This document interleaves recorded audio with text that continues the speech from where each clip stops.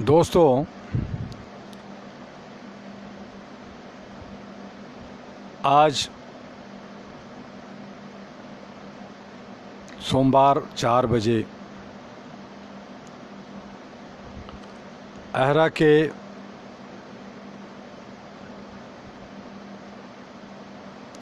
कई राज्यों में, जैसा कि आपको पता है कि 36 राज्यों में हम लोग काम कर रहे हैं और 14 से 15 देशों में काम कर रहे हैं। कोरोना की महामारी, बाढ़ और कई अन्य बीमारियों से ग्रसित हमारे बहुत सारे साथी कई राज्यों में से अब इस दुनिया में नहीं रहे। उन सभी को मेरे और अहरा परिवार की तरफ से श्रद्धांजलि देता हूँ।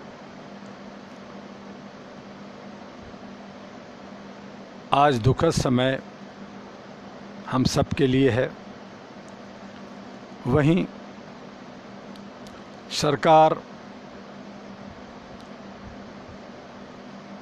अपनी चाल चल रही है। हमसे सारे साथी बिहार के लिए कह रहे हैं कि बिहार में दुआ जी आइए, यहाँ चुनाव शुरू हो रहा है अक्टूबर और नवंबर में और रिज़ल्ट 10 नवंबर को आ जाएगा। वहाँ की वस्तुस्थिति को समझते हुए अगर छोटी छोटी पार्टियाँ लड़ती है तो अंततोगत्वा जो सरकार में है उन्हें फ़ायदा होगा। कोरोना कोविड की वजह से, लॉकडाउन की वजह से जनता के बीच में संवाद नहीं हुआ। जनता ठगी सी है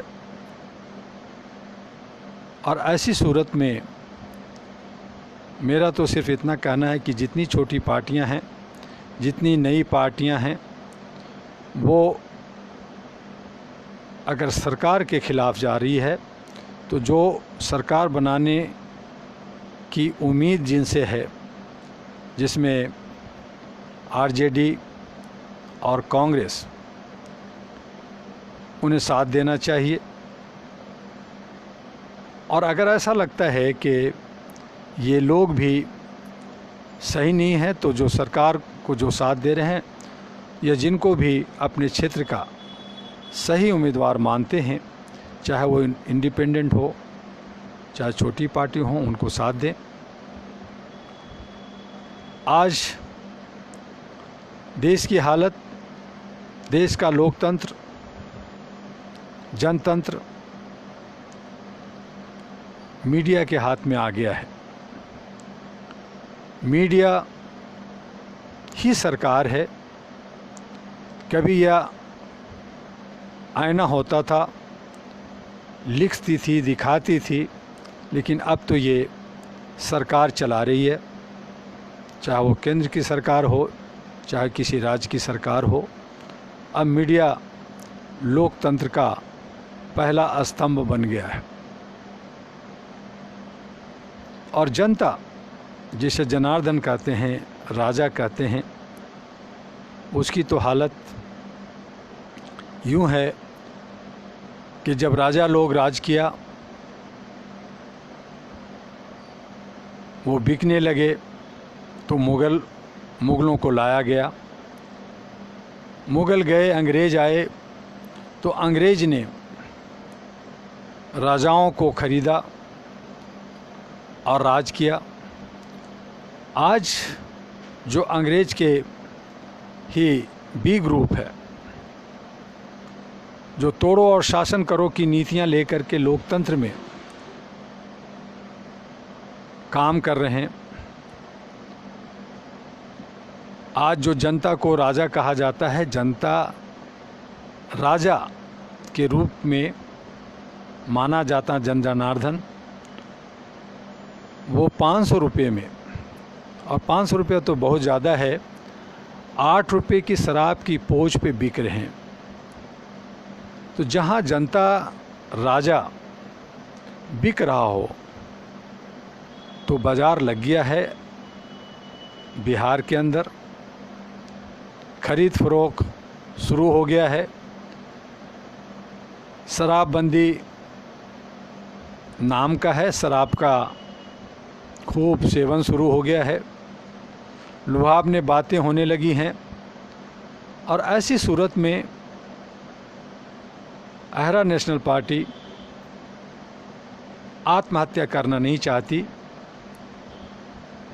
हम एक सुशासन की बात करने वाले लोग हैं, हम लोग व्यवस्था परिवर्तन की बात करने वाले लोग हैं, और जब तक हम आपस में शोषित वंचित समाज इकट्ठे ना हो जाएं, जब सही होश में आकर के अपने लोकतंत्र को ना समझें, और जो लोग 40% से ज़्यादा या 40% के करीब जो वोट नहीं देते,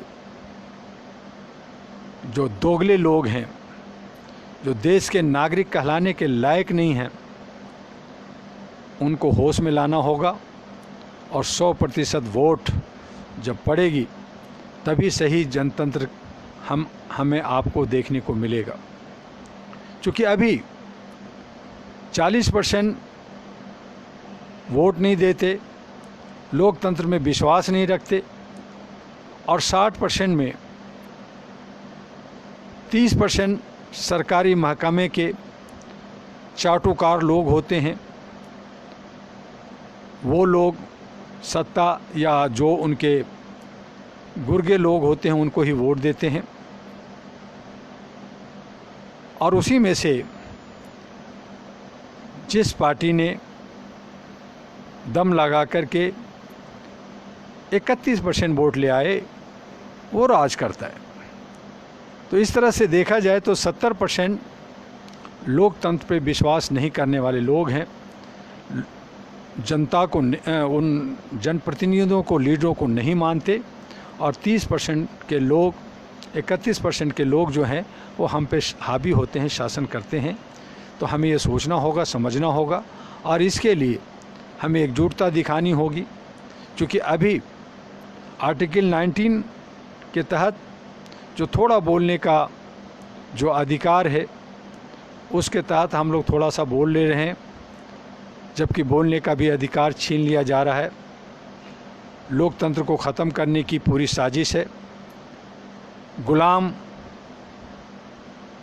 पहले से थे, अब भी हैं, और विधिवत गुलाम बनाने की तैयारियां चल रही। ऐसे सूरत में हम सबको तरीके से, सिस्टमेटिक तरीके से, एक व्यवस्था के तरह, एक मैनेजमेंट के तहत हम सबको इकट्ठा होना होगा। और मैंने बार बार कहा कि भारत के अंदर जो 5000 पार्टियां हैं, अगर पार्टी में से, हर पार्टी में से एक एक जो योग्य लोग हैं, जो पढ़े लिखे हैं, जो लोकतंत्र को समझते हैं, जो सेवा किया है, सामाजिक कामों करते करते पार्टियां बनाएं। सामाजिक बहुत सारी 42 लाख संस्थाएं हैं, उनमें से 542 लोग इकट्ठे हो जाएं एक एक करके, और एक अच्छा गठबंधन बना करके लड़ें। तो मैं समझता हूं कि ये जो 70 साल और 6-7 साल के अंदर जो ये दुर्गतियां भारत की हुई है, उसकी रूपरेखा बदल सकता है, सही दशा और दिशा मिल सकता है। सभी को, जिन लोगों ने, जिन प्रतिनिधियों ने लूटा है, जिन्होंने काला धन और बाकी सारे बातें करते हैं, मैं तो बार बार कहा कि हमारे देश के प्रधानमंत्री तो 15 लाख देने की वादा किया था। अगर सही तरीके से काम किया जाए, और ये जितने भी जनप्रतिनिधि जो काला धन इकट्ठा कर रखे हैं विदेशों में, हिंदुस्तान के अंदर, इनको निकाल लिया जाए तो 25 साल तक जनता को कोई टैक्स देने की ज़रूरत नहीं पड़ेगी, और हर जनता को 15 लाख क्या 20 लाख भी मिले, और मिल सकता है। बेरोज़गारी भी ख़त्म हो सकती है, लेकिन इच्छा शक्ति नहीं है। बिहार के अंदर जब मैंने बहुत सारे लोगों से बात किया तो वहाँ पे वही लोग हैं इधर से उधर लगे हुए हैं कि मुझे आरजेडी का टिकट मिल जाए, मुझे जेडीयू का टिकट मिल जाए, मुझे कांग्रेस का टिकट मिल जाए। कोई बिहार के लिए नहीं सोच रहा, कोई विकास के लिए नहीं सोच रहा। वो सोच रहा है कि मैं किसी तरह से जीत कर करके नेता बन जाऊं, जनप्रतिनिधि बन जाऊं और बिहार को लूटूं। तो उस स्थिति में मैं अपने आप को सिलेंडर किया। आप कह सकते हैं कि मैंने आत्महत्या कर दिया अपने को, क्योंकि ऐसे लोगों के साथ क्या आगे बढ़ना। कर्पूरी ठाकुर या वंचित समाज या दलित समाज या बाकी समाजों को जो उत्थान की बात करने वाले लोग हैं, वो लोग भी सिर्फ बातें करते हैं। मीटिंग्स होती है, वो ये कोशिश करते हैं कि कहाँ से क्या कुछ मिल जाएगा। वो आगे नहीं बढ़ना चाहते। मैंने कोशिश की कि जोड़ करके उनको आगे बढ़ा सकूं, और अहरा नेशनल पार्टी और अपने सहयोगियों के साथ मैं 5 से 10 करोड़ बिहार के अंदर इन्वेस्टमेंट कर करके इन्हें जोड़ना चाहता था, आगे बढ़ना चाहता था। लेकिन ये लोग बनना नहीं चाहते। ये तो सब लालच में, लोभ में जी रहे हैं, किसी तरह से बनना चाहते हैं। और ये बहुत सारी पार्टियां छोटी हैं, उनसे भी पैसे की कहीं कोई पैसा दे दे, काम नहीं करना चाहते। तो इसीलिए बिहार में हम लोग इलेक्शन नहीं लड़ने जा रहे। लेकिन विपक्ष का भूमिका, विपक्ष में जो भी सशक्त लोग होंगे हम उनको साथ देने जा रहे हैं। हमारे बहुत सारे जो प्रवासी एनआरआई बिहारी जो इंडिया से बाहर रहते हैं, इंडिया के विभिन्न शहरों में रहते हैं, उन तमाम लोगों से बात हुआ और उन सब ने मुझे यही सलाह दिया कि दुआ जी, सबसे पहले हम लोग अपने को सशक्त कर लें, मजबूत कर लें, अपना एक सही एजेंडा, सही मैनिफेस्टो तैयार कर लें, और फिर जो मीडिया के खिलाफ आंदोलन छेड़नी है या जो झूठे मक्कार लोगों के खिलाफ आंदोलन छेड़नी है, तो उसकी हम लोग तैयारी कर करके 2024 में लोकसभा और फिर बहुत सारे विधानसभा हैं, बहुत सारे हमारे कॉरपोरेटर का, मुखिया सरपंच का लगातार चुनाव होता रहता है भारत के अंदर। अभी बिहार का चुनाव होगा, फिर बंगाल का होगा। अभी वहाँ हिंदू, मुस्लिम और अन्य जात के मुद्दे उठ रहे हैं। 9 नवंबर तक ये मुद्दे उठते रहेंगे। खूब गर्मा रहेगी जात का, धर्म का, और सैनिकों का, किसानों की जो हालत है, ये सब उठेंगे। और 10 नवंबर को बिहार से उठ करके बंगाल में जाएगा। जब तक कि बंगाल का चुनाव नहीं होता, वो बंगाल में सरगर्मियाँ चलेगी। तो इस तरह से हमारी जो सेकुलर कंट्री है, इसे छत बिछत करने के लिए, तोड़ने के लिए जो साजिश चल रही है, ये जो राजनीतिक चल रही है, इससे हमें बचना होगा। और अच्छे से अच्छे जनप्रतिनिधि को जो हमारे बीच में, हम उन तमाम बिहार के दोस्तों को, साथियों को, गरीबों को, कि सबका खाओ, खूब खाओ, जम के खाओ, जितना खिला रहे हैं खाओ। इस वक्त जो हमारे लौंडे छोंडे लड़के हैं, जो बेरोज़गार लड़के हैं, खूब पार्टियों की गाड़ियाँ मिली हुई है, ढाबा का खाना मिल रहा है, बाइक में पानी तेल डाला जा रहा है। खाओ, खूब खाओ, जम के खाओ, लेकिन वोट विवेक से दो। और तमाम बिहार के भाइयों साथियों से घरों से निकल करके 100% वोट करो, और अपने क्षेत्र का माने हुए, समझे हुए, जो आपके साथ खड़ा हो सके, काम कर सके, उनको वोट दो।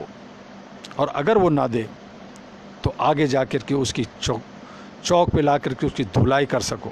ऐसे लोगों को मत दो जो आपको आज तो बड़े बड़े लुभावने दिखा रहे हैं, और कल फिर 9 नवंबर के बाद आप कौन, बिहारी बबुआ कौन, ऐसी स्थिति में ना आ जाओ।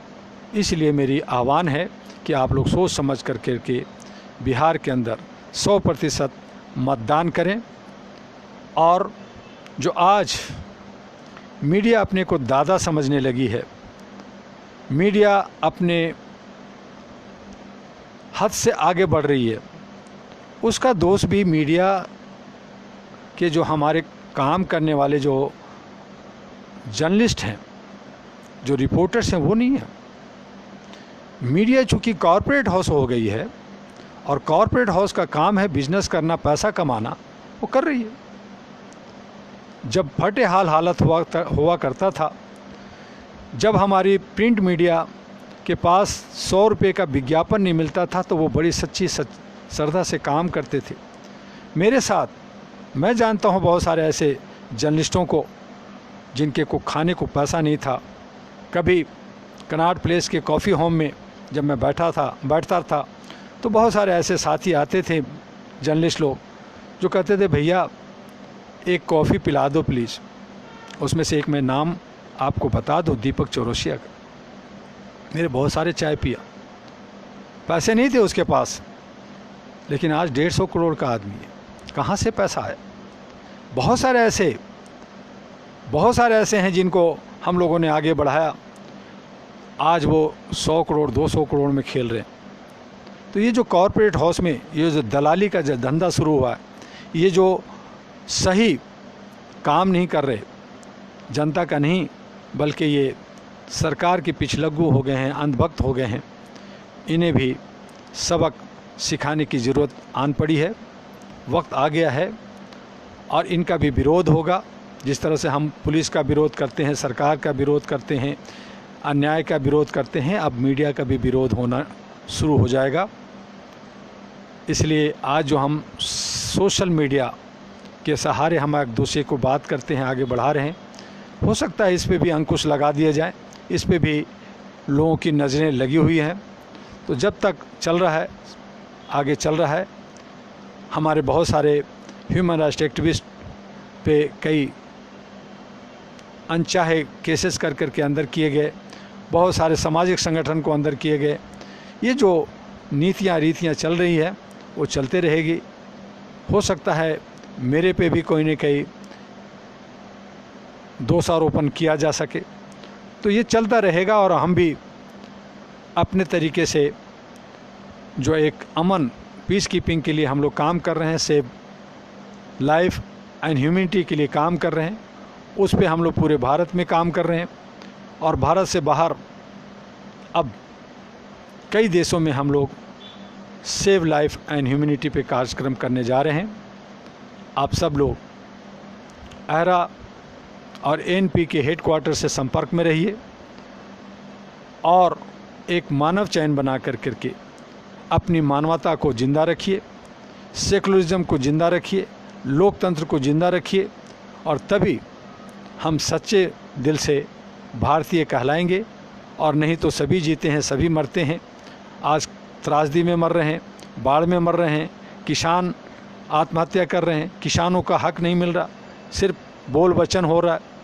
तो ये सारी बोल वचन से बचने के लिए हम सबको एकजुट होकर के आगे काम करना होगा। हमारी जो आर्थिक स्थिति तोड़ी गई है, बेरोज़गारी बढ़ रही है, तो इन तमाम चीज़ों के लिए अहरा आपको आह्वान करता है, आप अहरा और एएनपी के साथ कंधे से कंधे मिलकर के आगे बढ़िए। आशा करते हैं कि एक अच्छा भारत हम लोग बना सकें।